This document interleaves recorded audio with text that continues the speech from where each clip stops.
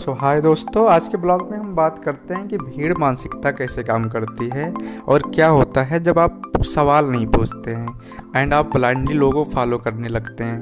तो ये कहानी स्टार्ट होती कि एक पुराने ज़माने में भारत में एक बहुत बड़े राजा हुआ करते थे, बहुत बड़े साम्राज्य के।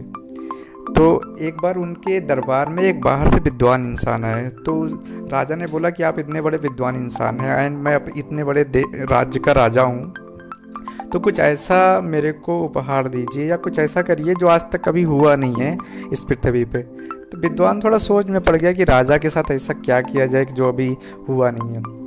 तो उसने बहुत सोच विचार के बोला कि ठीक है, मैं आपको इंद्र के कपड़े ला के दूंगा एंड जो अभी आज तक पृथ्वी पे कोई पाया नहीं है, कोई पहना नहीं है। तो राजा बहुत खुश हुआ, साथ में उसको भी लगा कि नहीं हो सकता है ये थोड़ा फेंक रहा हो, ऐसा कहाँ होता है, इंद्र का कपड़ा जो है पृथ्वी पे कहाँ मिल जाएगा।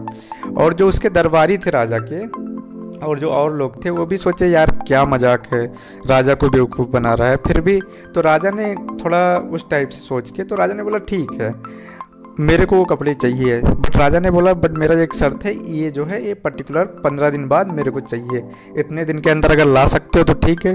तो विद्वान इंसान मान गया कि ठीक है एंड राजा से वो कई लाख रुपए लेके निकल गया। एंड धीरे धीरे टाइम बीत रहा था तो लोगों के अंदर थोड़ा उत्सुकता बढ़ रहा था कि क्या होगा, कपड़ा वो लाएगा कि नहीं, कैसे क्या होगा, इस टाइप से टाइम बीत रहा था। तो जैसे जैसे टाइम बीता 15वां दिन पे वो विद्वान इंसान वापस आया एक बड़ा सा बक्सा लेके एंड राजा के सामने वो बक्सा रख दिया। तो सब लोग आश्चर्य में पड़ गए कि क्या सच्ची में इंद्र का कपड़ा है कि नहीं। और राजा भी थोड़ा खुशी का ठिकाना नहीं था कि पृथ्वी पे आज तक कोई इंद्र का कपड़ा नहीं पहना है, वो पहनेगा। बट उस विद्वान इंसान ने कहा कि राजा साहब, जो ये कपड़ा है उसको मैं दिखाने से पहले मेरे पास 2 शर्त हैं। पहला, ये कपड़ा मैं पहनाऊंगा आपको अपने हाथ से। दूसरा, ये कपड़ा सिर्फ उसी को दिखेगा जो अपने बाप का असली औलाद है, जो अपने माँ बाप का असली औलाद है, उसी को सिर्फ ये कपड़ा दिखेगा। तो बोला कि यार ठीक है, ये इसमें कौन सी बड़ी बात है, दोनों शर्त मान गया। तो क्या हुआ कि राजा को बोला कि ठीक है राजा साहब ये लीजिए, ये कोट पहनिए। तो राजा को एक इमेजिनरी कोट टाइप का, क्योंकि रियल में उस बक्से में कोई कपड़ा था नहीं। तो राजा ने बोला यार ये क्या बकचोदी है, कुछ तो दिख नहीं रहा है, कोई कपड़ा दिख नहीं रहा है। एंड उसके दरबारी भी सोचे, मतलब जो एक इंसान देख रहा था वो सोचे कि हो सकता है मैं अपने माँ बाप का लड़का नहीं हूँ रियल में। एंड राजा भी सोचा कि हो सकता है मेरे बाप असली ना हो। तो उसने बोला ठीक है, तो वो कोट पहन लिया राजा। और दरबारी भी बोलने लगे वाह वाह क्या कोट है, क्या इंद्र का सच्ची में इतना खूबसूरत कोट है, इतना आज तक कभी इतना अच्छा कपड़ा देखा नहीं। इस टाइप से राजा के सब कपड़े उस विद्वान इंसान ने उतरवा दिए एंड उसको इमेजिनरी कपड़े पहना दिए। एंड दरबार भी खूब जोर से वाह वाह क्या कपड़ा है, इस टाइप से बोलने लगे। पर रियल में कोई कपड़ा था ही नहीं उधर। और राजा भी सोचा कि हो सकता है मेरे बाप असली ना हो, तो इसलिए मुझे दिखाई नहीं दे रहा है। तो राजा भी खुश कि चलो ठीक है, इंद्र का कपड़ा पहना।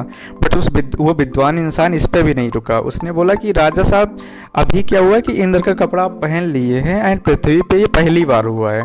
तो हम एक चीज़ करते हैं कि पूरे राज्य में रथ यात्रा निकालते हैं, सबको वो कपड़े दिखना चाहिए।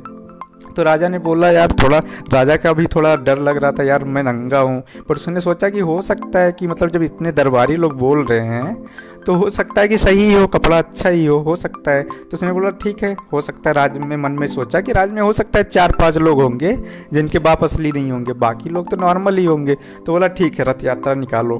तो इस टाइप से क्या हुआ कि पूरे राज्य में राजा को वो विद्वान इंसान नंगा घुमा दिया और कोई भी एक भी प्रजा का आदमी चूं तक नहीं किया। सब बोल रहे थे वाह वाह क्या कपड़ा है, क्या वो है।